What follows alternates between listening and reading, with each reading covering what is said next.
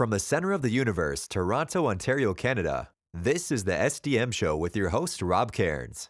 The SDM Show focuses on business, life, productivity, digital marketing, WordPress, and more. Sit back, relax, grab your favorite drink, and enjoy the show. Here is Rob.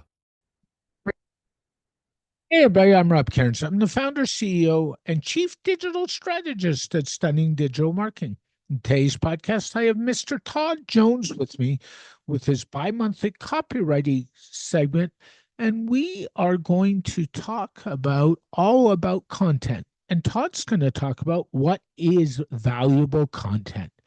This is one episode you don't want to miss. Sit back, relax, enjoy the show. The SDM Show is brought to you by Stunning Digital Marketing, the digital marketing concierge that helps you put all your marketing pieces together. We are your marketing experts. We are also your WordPress security experts and know how to lock down a website and protect yourself from bad actors. So contact us at Stunning Digital Marketing today.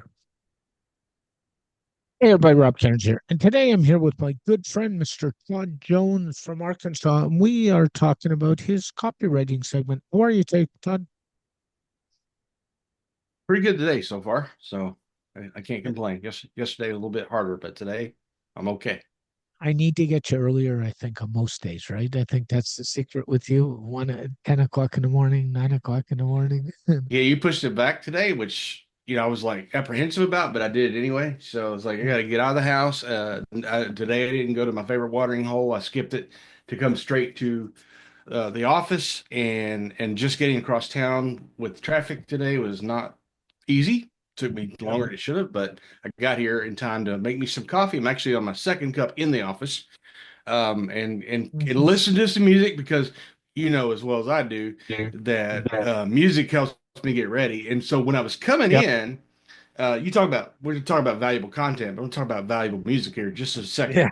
Coming in, I'm listening to 94.1, which is low rock, classic rock, and they were playing Stairway to Heaven by Led Zeppelin.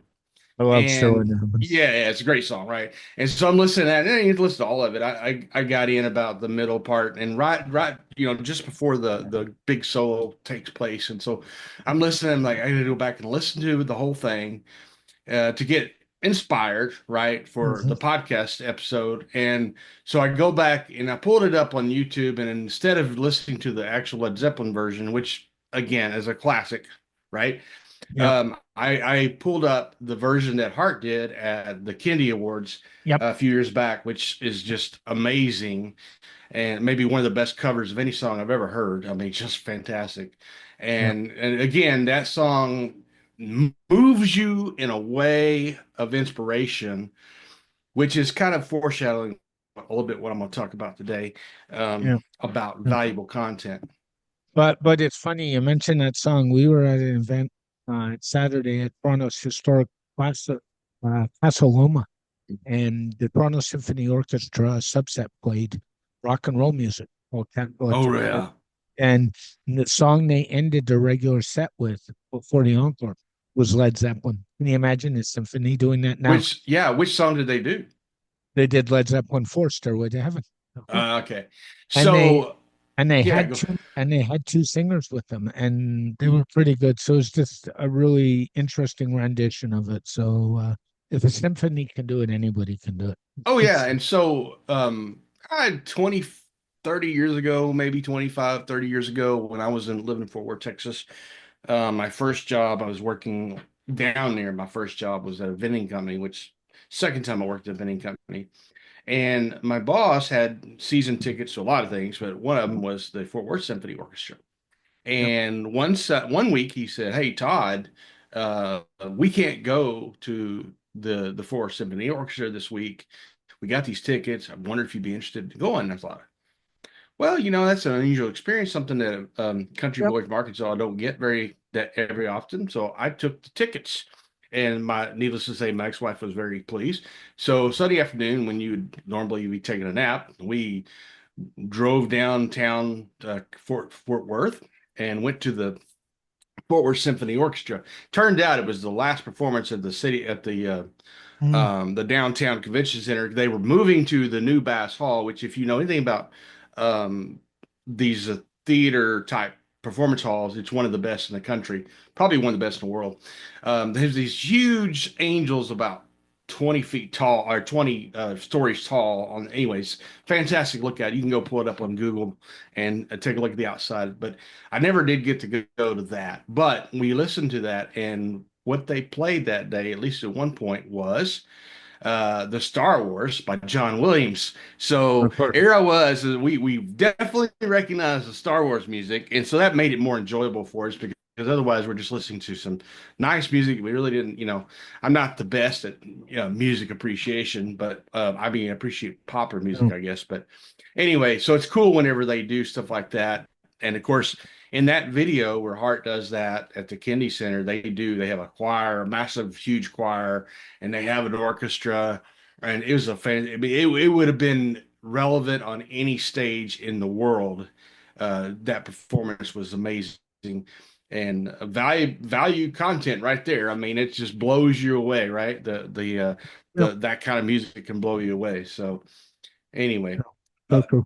So today we were going to jump into, and you've already segued into it, is what is valuable content. So my argument would be, doesn't that depend on the viewer or the reader too? Like what's valuable oh to me yeah, might not be you get valuable into to somebody yeah. else. There's another element to the whole thing that you're getting into, which I think is fantastic. But we want to look at this mostly from a business standpoint because we're talking. It's basically a business podcast. So 15 years ago, it would have been around 2010. I was really starting to get into digital marketing. And what I would hear over and over again is when you create content, it needs to have value. You need to drop value. You need to, give value. You hear that all the time. Give value, give value. And over the years, I've, just kind of accepted that, right? And it's true. I think you do need to give value with what you're doing.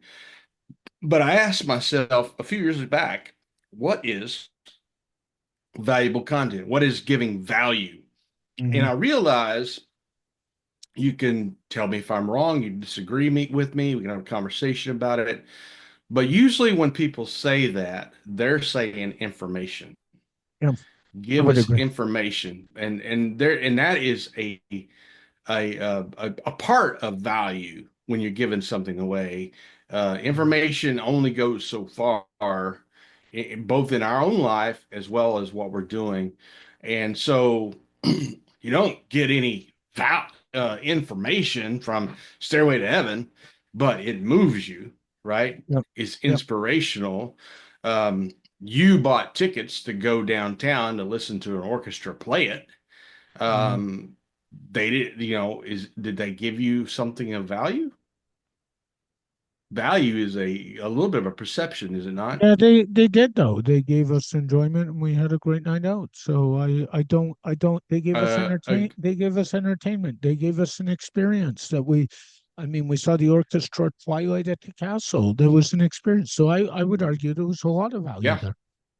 And you just touched on something a while ago. It does depend on the person a lot. But it's we got value if enough people find it valuable. But I asked myself, what is valuable? What is value in terms Mhm. of content? You're giving value because that's always been the MO, at least for 15 years, right? In the Yep. digital marketing world. Well, you're supposed to give value away, and then you milk that and you get them into your Sales email funnel list or or whatever. your funnel. And so, yeah, sales funnel. I'm becoming allergic to the word funnel, but nevertheless, Me, that's the me that's too. the MO we've used for years. Me too, actually. Big time allergic to it because I don't think funnels actually do today what they did 5 years ago. So that's part of my issue. But it's another There, story. there's another episode that we can just babble on about and Oh no. discuss down the road. Yep. Or mark it down. But yeah, value. So what is value? So I started, and whenever, a few years ago, we started within the last couple of years, we started using AI for content creation. People jumped on it pretty quickly. And there's all kinds of problems with it. We've discussed it some on this show. But it caused me to sit back and go, what is valuable content when you create it? What is that? What are the characteristics of valuable? It can't be just information, because I've said this before, and on LinkedIn, you cannot informate somebody into action. You cannot. That is true. You can give them information, they have to take the action. So there's a certain element of persuasion to take action, which is typically what copywriting is. It's persuasion. It's writing in a way that's persuasive. Years and years ago, blog posts, which is the most it's not the only piece of content, clearly, but it is the one that's kind of the baseline, right, for content creation. So it's blog post. So giving a blog post became about giving information, educating, Yep. right? It did. It's like Good. educating, particularly in B2B software. They're trying to educate people like why you need our product that we just created, that there's 10 other products that does the same thing, but we're trying to tell you, we're trying to educate you into buying our product. But I want people to think a little bit more about what is valuable content these days and go beyond information or education. So my friend Nathan, and I put this in our show notes, he put out a post on social media the other day, and it's along the road of some things I've said as before, but he did it in a very entertaining way. He said, EI, create content that entertains, informs, empowers, inspires, and what your content bring in I agree. more dough. And I think Yeah, it was Nice. very nice way of saying it. Go ahead. I stop you for a second. I think one of the key words you said there was inspire. Um, I think content that inspires, content that disrupts, content content that plays with an emotion, and inspiring Mhm. is an emotion, is Mhm. more valuable content than anything else, especially in the digital marketing world. Yeah, and so and now I say it's along the lines of something we have talked about the REO framework on this Yep. podcast, We have and I kind of upgraded it to the a remarkable framework because it's a little bit more, but there, the R is for relevant, E is for engaging, and O is for being original. yep. But there are certain things like, and I do think enlighten, empower, entertain, inspire are all things that you should be doing with your content.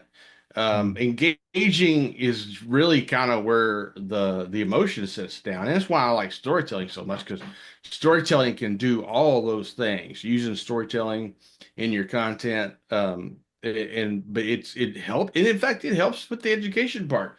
One of the things I learned from Kendra Hall's book is it helps us bridge out between the abstract and the practical or the concrete. A lot of these stuff we use is very abstract, and we don't think about it that way because we're in it every day. But to the average user, it's abstract. Maybe Yep. even your business, whatever you say, is very abstract. It's an abstract concept to them. And so a story, or another word for an analogy or a metaphor, are all about the same thing. A story, no matter how long or how short, they can be short, really short stories, persuasive stories, David Garfinkel calls them, can help bridge that gap from the abstract to the concrete, to where people understand more. So even if you're trying to educate somebody, which we are, we're trying to educate people, we're trying to inspire to action, we're trying to enlighten, we're trying to do all these things. The EIEIDO, as Nathan called it, and I really liked it, but you got to have that part of it. So, and then another part of it, and you kind of touched on is relevance, right? Yep. You could have something very valuable and does all those things we're talking about, but to the wrong person, won't get it. It's like, I have a friend. Okay, I go to the water hole every day. It's a coffee shop, Round Mountain Coffee. In fact, here's the mug. Red Mountain Coffee. Yep. Anyway, so Scott runs the place, and his mom and dad are kind of the financiers, and they like all our ownership in the thing, right? So the mom and dad's there a lot, and I talk to his dad a lot, and he's probably in his 60s, but he's very very in good shape, very healthy, physical therapist by trade, and we talk a lot about, and I talk about music, and I'm like, he doesn't listen to pop music at all. He doesn't know, he wouldn't know who Led Zeppelin is. I laugh because for years, they lived in Gainesville, Florida. Well, Gainesville, Florida is more or less the birthplace of Southern rock. Yeah, it 38 is. Special, Tom Petty, Leonard Skinner, all those guys kind of gravitated from that Yep. area. But he didn't know who any of those people are. He's a different bird. So you and I think the Stairway to Heaven song is just inspirational and great. And to Steve, it would be, eh, yeah, whatever, you know. And it's not to say that what the Stairway to Heaven song isn't great. It is great. Clearly, millions and millions of people have over the years, hundreds of millions of people have said it's great, but to the different person, it won't be as great. So relevance is definitely a part of it. And also I will say another thing is it matters maybe when you hear something, right? Or when you read something. Sometimes you read it the first time and it doesn't click. There's no eureka moment, right? The fifth time you read it or listen to it, you get a spiritual experience, you know. So there's timing is a big part of it as well. But my whole point of this particular topic was to just say that, look, it's not dropping value, because I hear that a lot in the digital marketing world. And you'll hear somebody say, well, you need to give value. You need to give value. Maybe they'll listen to Gary Vaynerchuk. What jab, jab, hook? Is that what he says? Something like that. And, Yep. so the jabs are a punch of value. Well, what is value? Is that just straight information? Sure. There's something where maybe you tell them something they didn't already know. Like you said, somebody called you about the one podcast episode we did about the one piece of information you need to have on your website. And Yep. maybe that's something somebody hadn't thought of before. They didn't realize they need to have it on their website, and it clicks with them, and that becomes something valuable to them. But maybe they already know it and they're like, yeah, I already know this, and move on. So there's a whole lot to do with relevance, like who's listening or who's consuming the content, and timing as well. Sometimes timing is a huge part, but you definitely have to. I do like the I haven't really fleshed this out as well as I should, the REO framework, the remarkable framework. But I do like the EIEIDO that Nathan talked about, because it's quick. It's everybody, you can grasp the concept pretty quickly, right? And I want to see, and I said this on a podcast episode last year. I'm trying to remember her name, Erica. I said, I want to see us be more creative with our content. I agree. Because what people have done, and I know this goes back to the SEO game and so forth. And right now, Google is very unpredictable, in my opinion, about what they're going to rank and whatnot. They're showing their stuff up higher. And anyway, I don't want to get into that, but you got to be creative because people need to remember the content, right? That's the thing. And so the person who contacted you remembered the episode about the NAP, right? Name, address, phone. And so you've got to become more memorable. We have to be more creative. And I think what's happened, and I think because it worked well in Google, people did this. Not always the reason, but they basically wrote what I would call, almost a research paper for their blog posts. I mean, and Yep. after a while, you can only we've saturated, right? We've had the what did Mark Schaefer call it? The content. I forgot what he called it, but where you peaked in your content. We've peaked in Yep. content in terms of what you can inform somebody about. What you can do is create content, well, talking about these things with an opinion, Mhm. point of view, a story, how it happens in action. These Yep. are these are things that you can do that are different, And and and but then it's and then choose different ways to display that content, i.e. video, i.e. pictures, i.e. a podcast like this one, i.e. a formatting. traditional blog post, No. i.e. a Q&A, i.e. a webinar, and so on and so forth. I mean, the format matters too for certain people, because I know Yeah. certain people, the content can be great, but if it's not a YouTube video, they're not watching it or listening to it. It's just the way it Uh-huh. is.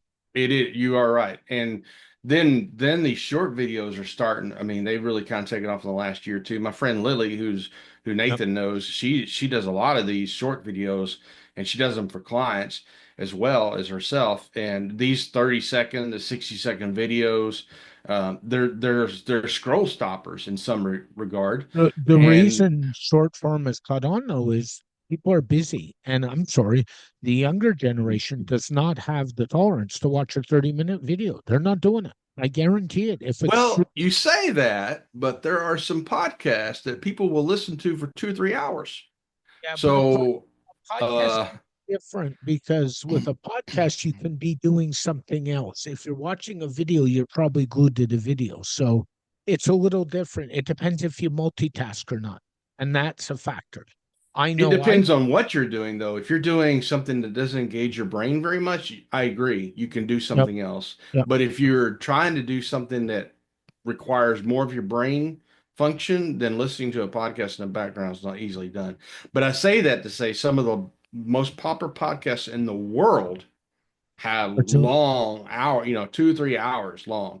Yeah, And I was looking at that earlier today just for curiosity, and many people listeners of this show know not only am I a podcast producer, I'm a podcast consumer. So junkie. yeah, junkie, thanks. When I work, I almost always have a podcast going on in the background if I'm not doing deep work. And that's Yeah. the key. So Yeah. the key is for me, I think the longest podcast I listen to is 90 minutes. I don't go, I personally don't like the 2 and 3 hour shows. I Yeah. think if you're going to do a 2 hour show or a 3 hour show, you're better off splitting in two. And the longest podcast I've ever recorded went an hour and 35 minutes, and that was with my mentor, Paul Toby. And the reason that one went long is he told the story in the podcast, which I knew he was going to tell, so fair, about why he walked to Santiago to sort out his life and did the pilgrimage over there. And I've heard the story countless times, and it's compelling. So I let Paul go with it, Sure. and that turned the podcast into a 90-minute show. So, Yeah. but I generally, I know when I produce, I generally like to do 45 minutes, an hour max, if at all Yeah. possible. Well, I think most people can't carry a podcast for 2 or 3 hours. You really, No, it's hard. it takes somebody very skilled to do that. And, I know a lot of people don't like him, but that's apparently what Joe Rogan does. I don't listen to a lot of his podcasts, but he's apparently good enough. The other guy was who was the startup, the guy who did all the talking to entrepreneurs. Yeah. Joe Dumas, is that his name? Joe Dumas does them. Leo Laporte in the tech game. This week in tech. I don't know how long Quick Lewis Howes does long interviews too. I don't know how long his is, but there is somebody I will point to who does a good job of having a long interview, but still making it easy to consume if you're time strapped, and that is Chris Van Vliet, Yes, no who is question. from your neck of the woods, and he interviews professional wrestlers for the most part. He had Will Lasso on recently, but if you go watch his podcast on YouTube, and I can't speak to Spotify because I don't listen to it on Spotify. I tend to do my podcasts on YouTube. If you go to his podcast, I've done this for several podcasts. He, they have it's almost like there's chapters in there. You can tell exactly like what he's going to talk about. So you can skip forward. If he's like, well, I've already heard about this, or I don't care about this, but I do care about this, you can skip to it. And so it's very easy to consume that in bites because of the way, and then he puts out tons of shorts on social media. So you catch the interview, a certain segment of the interview. So he does a really good, whoever produces he's got a TV media background, so he may do it all. I don't know. But whoever produces his podcast does a great job of that. He's a good interviewer. I think very few people could get the personalities on that he's getting on because they trust him. He's been in the industry for a while. I mean, you're talking, he's interviewed Cody Rhodes. He's recently interviewed Undertaker. Some people have had him on his podcast. Yeah. By the way, Undertaker's got a podcast. I haven't listened to any of those. So, the number of people getting into the podcast game. The other thing that's coming up, and I know we've kind of strayed away from that, what is valuable content. It's so important though. Independent media has popped up, and it's been around for a while, but it's really picking up steam. I follow a guy on Substack called Chris Saliza. Chris used to work for several places, and his last place was CNN. I started seeing him on. I watch News Nation a lot, which is based out of Chicago, and I watch Leland Vittert. He's moved to 8 o'clock my time, so I don't catch him as much as I used to. But Leland would have him on. Well, you know, but he has basically gone, and it started when he got laid off. And he Yep. started a Substack, never intended for it to become the thing, but after months of not getting a job, he just started pouring into it. Now he's an official contributor for News Nation. He has his podcast. He don't. I guess he has a video on YouTube as well, but he puts all this stuff on Substack. You can get to Substack, there's people like him across all the political spectrums. You got Megyn Kelly and Trish Regan and Tucker Carlson on one side, and you got, other people. Don Lemon, I think, is probably going to have something. You got people on the left as well, and everything in between.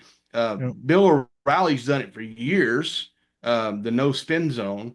And so what has been interesting to me, and I don't want to get into politics on your show, but in 2024, we had, maybe for the first time, both presidential candidates going on a podcast Yep, to we be did. interviewed. And I Hey, predicted in 2028, whoever's running, they will be going on some of these shows like this. what I'll tell you is we are in Canada at the time of this record, approaching a liberal leadership convention on Sunday, which will determine our next prime minister, because the leader of the ruling party becomes prime minister in this country automatically.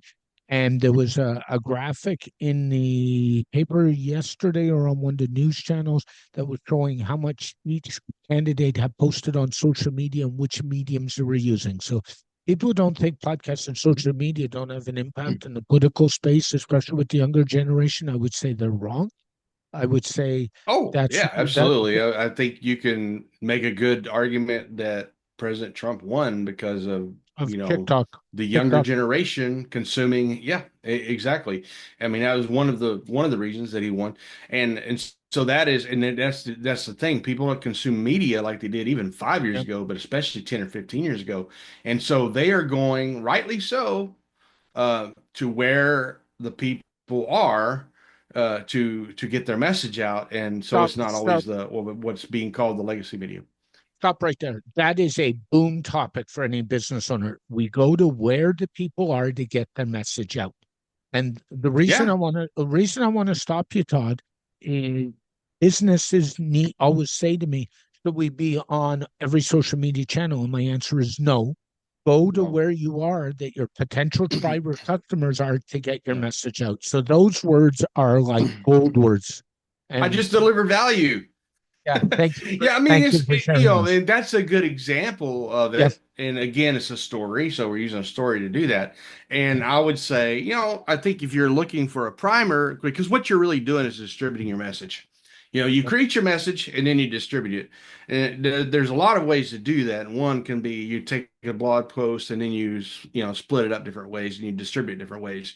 A primer for distributing your content is the one by Ross Simmons. Yep. And so we'll get that book and begin looking at that. I think he's just getting you started. He's definitely got a lot of practical stuff, and I've been following him for years about doing it. He's bullish on things like Reddit as well.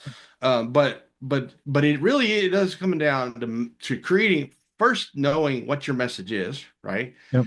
Creating the message in a format that is remarkable, right? Or in a remarkable content, and Yep. then distributing it as many different ways as your particular target audience can consume it.